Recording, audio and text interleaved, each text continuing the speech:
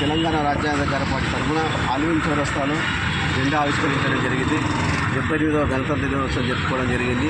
ముఖ్యంగా ఈ గణతంత్ర దినోత్సవంలో పాల్గొన్న మా వర్కింగ్ ప్రెసిడెంట్ నర్సింగ్ ముదిరాజ్, తర్వాత సురేష్ అన్న ఉపాధ్యక్షుడు, మా గౌజ్ భాయ్ డివిజన్ ప్రెసిడెంట్, మరియు మన జాఫర్ భాయ్, మరియు మా మీడియా ఇన్ఛార్జ్ ప్రశాంత్, రాష్ట్ర కార్యదర్శి కృష్ణన్న అందరము పాల్గొని జెండా ఆవిష్కరించడం జరిగింది.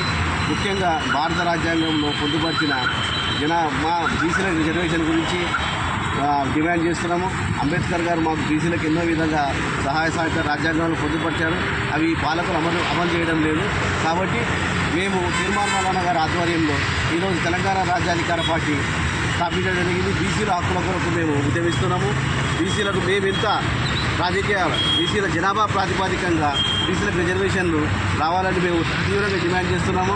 అదేవిధంగా ఎస్సీ ఎస్టీ మైనార్టీలను కలుపుకొని పోయి మేము రిజర్వేషన్ల కోసం డిమాండ్ చేస్తున్నాము.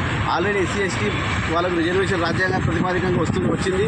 అదేవిధంగా 2027లో జనాభా లెక్కలను జరుపుతున్నారు. ఆ జనాభా లెక్కలో కుల ప్రాతిపదికంగా జనాభా